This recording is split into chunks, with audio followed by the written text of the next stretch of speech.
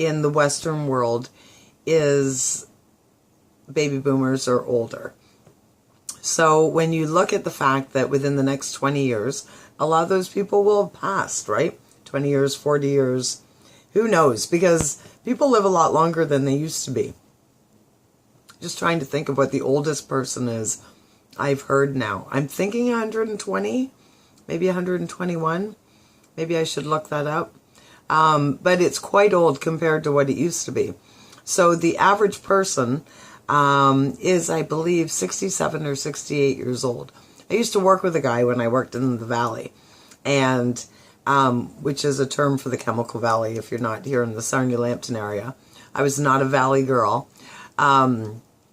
Maybe I was. Who knows? I don't know. Anyways, so there's a guy I worked with. Yeah, and I bet he's probably about 67 now.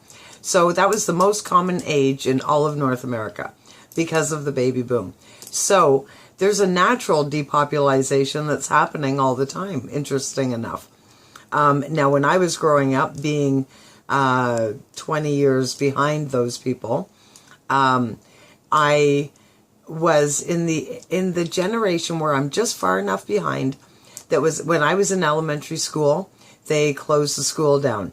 So in grade 7, they closed the school. And now it's one of those notorious schools in the Sarnia-Lambton area, and they're all over, I know, where it's now a church. It's been cut in half, and it's a church now. Anybody that lives here, it was Woodland School, which is on Arrow Road, at the corner of Arrow Road and Matthews. So then the transition continues. So now we have less high schools. So I remember high schools being built. Now I'm seeing the same high schools being refabbed or torn down. So that's the next part of it. Then we have industry, because the people that are all 67 and older are retiring. Ideally, they're retiring. The whole concept of working till you die is horrible. So I hope they're retiring. I hope they're spending some of that money, or just not working. Even if you can't afford to travel or whatever, you can make your home a wonderful place, right? It's an interesting concept that we vacation away from home, where our home should be where we want to be, right? Just an interesting concept.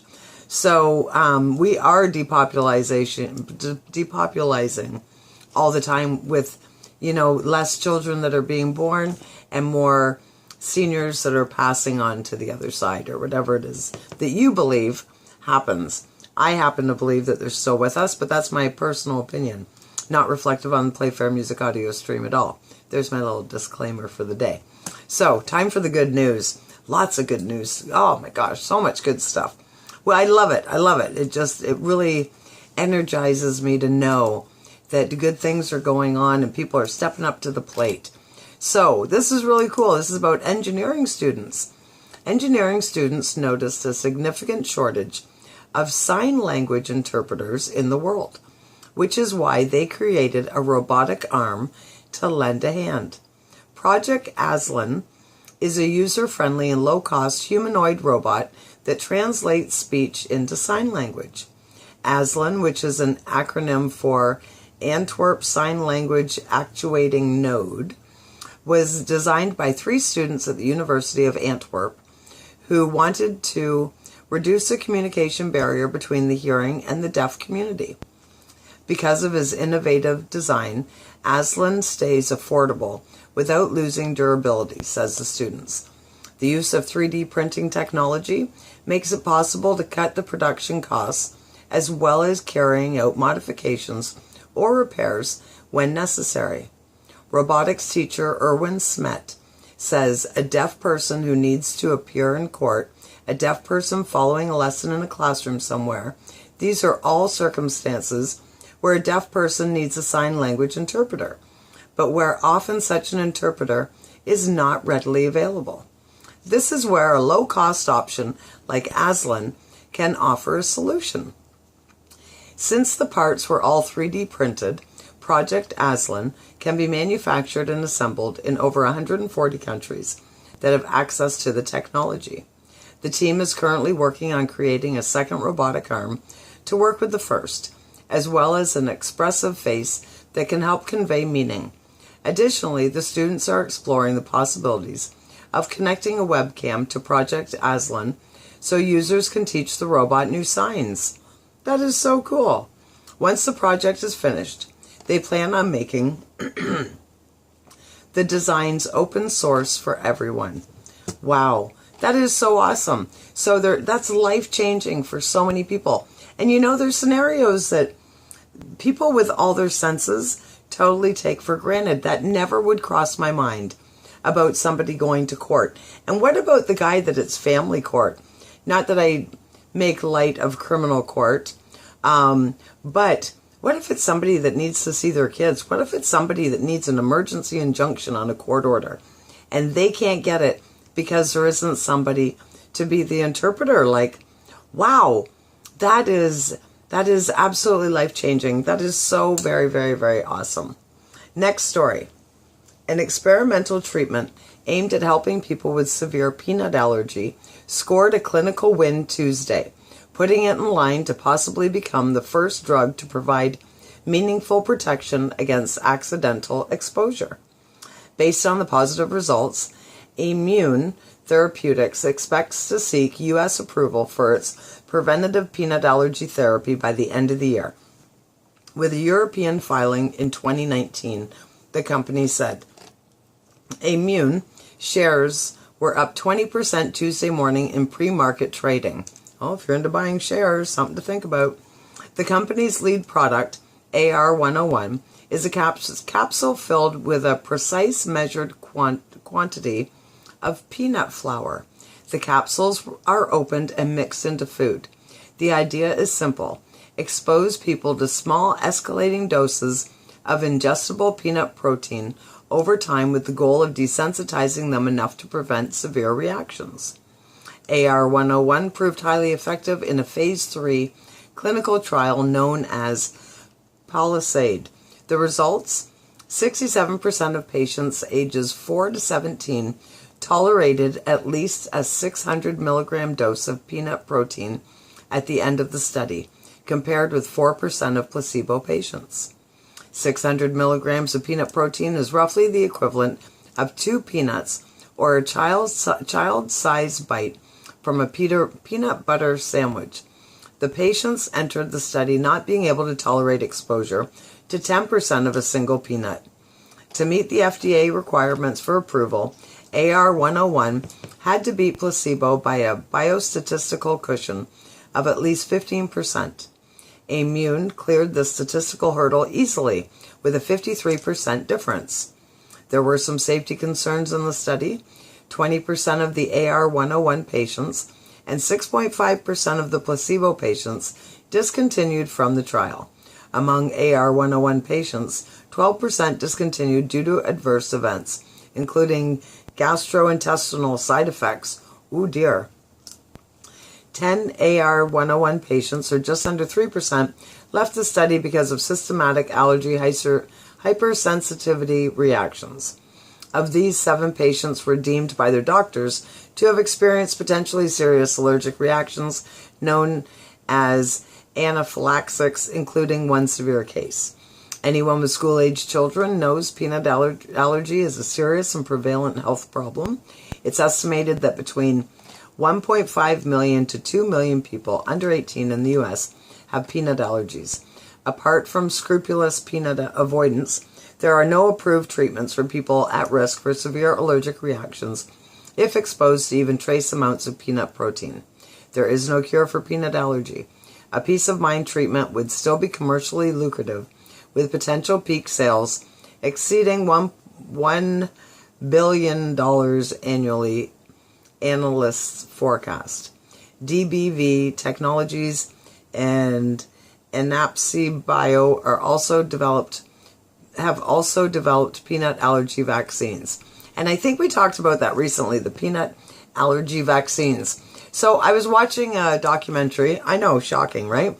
I was watching a documentary on peanut allergies, and I think it's not debatable that it's something to do with the peanuts today, whether it's the pesticides, it's something how we grow them, it's something we're doing. Because This was not a problem 50 years ago.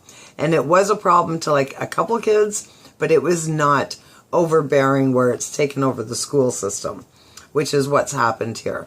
So unfortunately, we've made such a mess, and this is just the reality in my mind, of this thing, that now we're going to have to go and look outside the box and get these kids or people some help so that, yeah, peace of mind. I would be having an anxiety attack if my kid had high allergies, sending them to somebody else's house, because that is a lot of responsibility.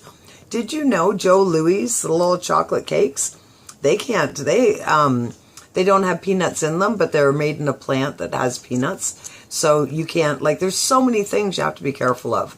Oh my gosh. So this is the world that we have created. Not myself and you, but our parents, our grandparents, whatever. Some people that made decisions that didn't have the greater good in their heart. So it is what it is. We need to find some solutions and move forward. So that's a good one. But it's interesting to see that it's going to turn into $1 billion annual project. So here we go again, right? With, anyways, that's not so positive. So we'll just leave that at the door. So here's my last story. I think this is really super cool. When I talk about the law of attraction and I talk about so many different things, we talk about how quite often you have horrible things that happen to you, and then it boomerangs you into something absolutely awesome. Well, this is a great story, and that's, my friends, is what this is all about. It was a Tuesday morning, May 2016. Bill Pendergast came off the night shift at the Suncor operation near Fort McMurray, Alberta, headed home and went to bed, drawing the blackout blinds, turning off his cell phone, putting in earplugs, and setting the alarm for 6 p.m. so he could wake up and do it all over again.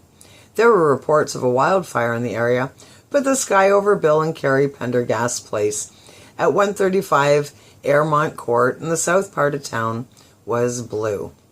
Carrie was in Ontario, visiting the grandchildren.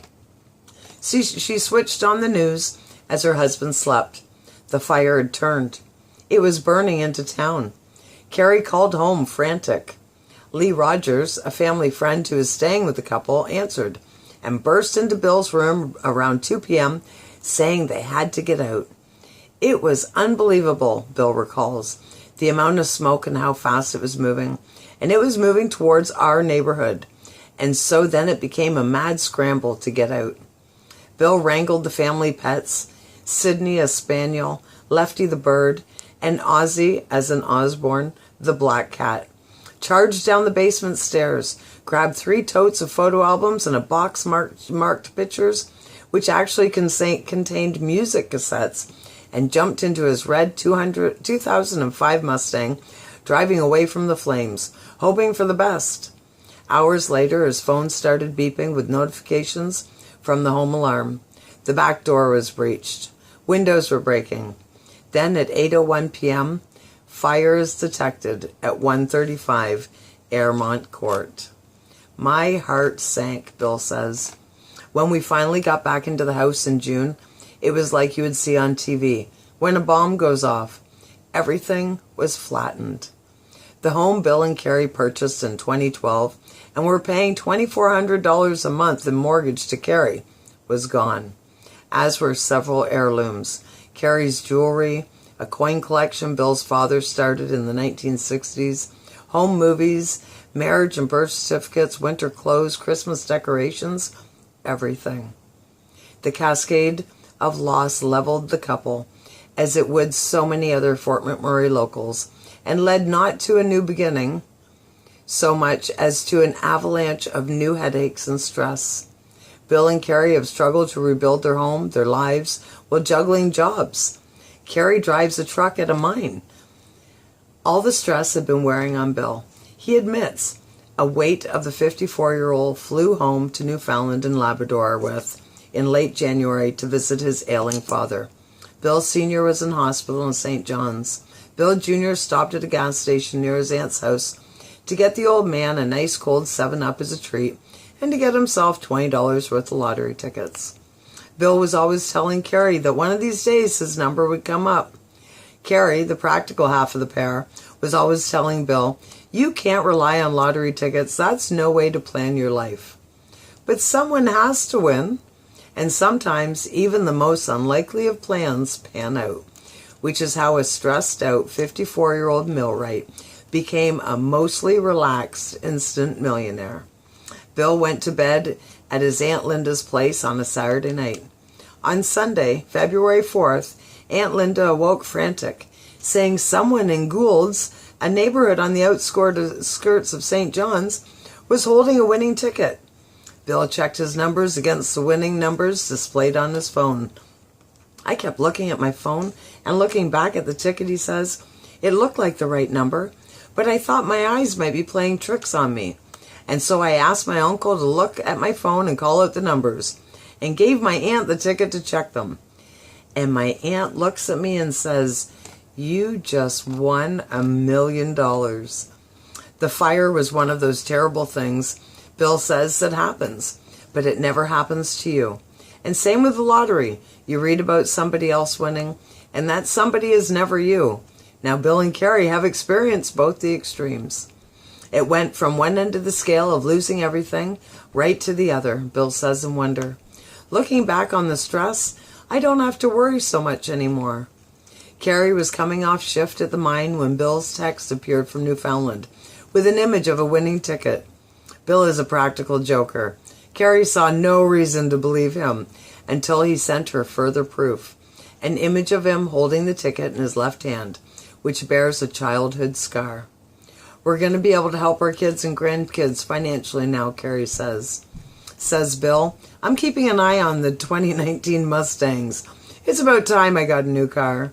Bill popped back to the gas station near his aunt's place, where he bought the winning ticket just the other day, and bought another ticket, since you just never know. He also found the cashier who sold him the $1 million winner and tipped him $100.